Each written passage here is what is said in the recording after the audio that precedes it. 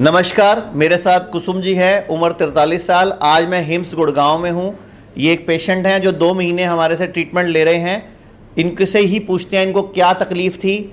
CKD का case था, एकदम इनके साथ क्या हुआ, हॉस्पिटल गए तो क्या हुआ, यहाँ आए तो क्या हुआ, ये खुद ही बताएंगे। बताइए सर आप। सब हम गए हॉस्पिटल आर्टिमिस में हम इमरजेंसी में ले लिए। उसके बाद हम उन्होंने 2 दिन रखे। 2 दिन रख के सारे टेस्ट कराए। उन्होंने 1.5 लाख रुपए लिए। बोले अपनी मम्मी को बुलाओ, कुसुम मेरी पत्नी है, इससे बोले अपनी मम्मी को बुलाओ और 25 लाख रुपए का अरेंजमेंट करो, हमें किडनी चाहिए। आर्टिमिस की सीनियर डॉक्टर है किडनी की, और उन्होंने कहा इसकी मम्मी बुलाओ।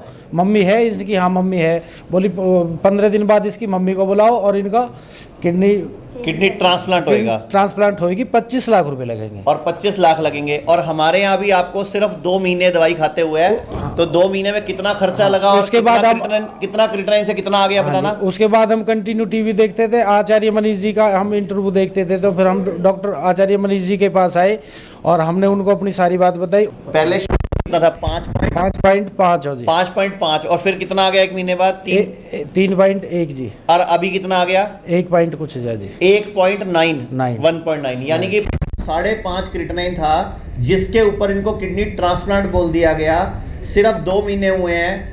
आयुर्वेद की मदद से और खाने पीने का ध्यान रख के इनका 1.9 आ गया। ये आपके सामने है। और कैसे इनको एकदम बोल दिया गया ट्रांसप्लांट कराओ, और 1.5 लाख इनके लग चुके हैं और 25 लाख का इनको अरेंजमेंट करने के लिए बोला गया था। तो डॉक्टर हेमंत जो गुड़गांव बैठते हैं, डॉक्टर साहब आप जो बताना चाहोगे। सर मेरे पास ये पेशेंट 2 मंथ्स बैक आए थे, तो काफ़ी परेशान थे। बोल रहे थे कि हमसे 1.5 लाख रुपए ले लिया है, प्लस हमें नई किडनी के लिए अरेंजमेंट के लिए बोला है, प्लस 25 लाख का खर्चा बताया है। तो मैंने कहा कि आप परेशान मत होइए, मुझे सिर्फ 1 मंथ दीजिए, मैं आपके सारे जो भी मेडिसिन है उसको भी बंद कराऊंगा, प्लस अपनी मेडिसिन और डाइट आपको दूंगा।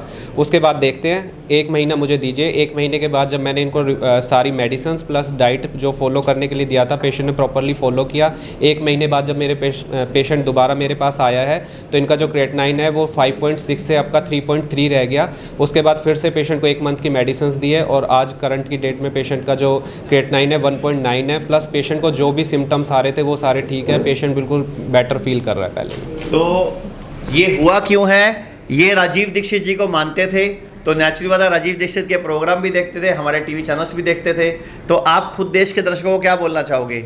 जी, मैं देश के दर्शकों से बोलना चाहता हूँ, एलोपैथिक के इस महाषड्यंत्र से इसमें WHO और भारत सरकार सब इन्वॉल्व है, जिसमें लगा स्टेट सरकार से केंद्र तक।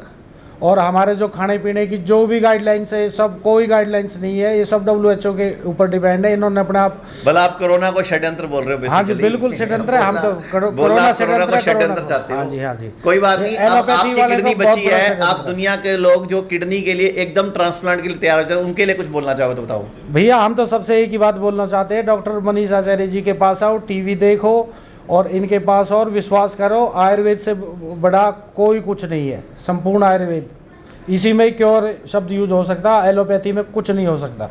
अब राजीव दीक्षित जी उनको सुनते थे, उनको सुनने के बाद इनका अनुसरण कर रहे हैं। अब डॉक्टर आचार्य जी वो भी वही काम कर रहे हैं, और उन्होंने भारत को एक अच्छी दिशा और राह दिखाई है। और बिल्कुल स्ट्रिक्टली कहते हैं कि जीना सीखो जैसे पहले जी सीखे। विश्वास करोगे तो आप आओगे, तभी पता पड़ेगा। एलोपैथी के षड्यंत्र से बचना चाहिए जी। धन्यवाद। तो मेरा सिर्फ इतना ही कहने का मतलब है कि अगर आपका क्रिएटिनिन बढ़ रहा है, यूरिया बढ़ रहा है, और आपको डॉक्टर ने ट्रांसप्लांट के लिए बोला है, तो एक बार रुक कर अपने बॉडी पर विश्वास करो, अपने अंदर की हीलिंग पर विश्वास करो। हमारे शरीर के अंदर शक्ति है। जब दुनिया में जानवर जंगल में रहकर अपने आप को स्वस्थ कर सकते हैं बिना किसी हॉस्पिटल या डॉक्टर के जाए, उसी तरह आप भी अपने शरीर को स्वस्थ कर सकते हो। बशर्ते बस आपको खाना पीना और अपना लाइफस्टाइल सुधारना होगा, और थोड़ी सी आयुर्वेदा की, नेचुरोपैथी की मदद लेनी होगी।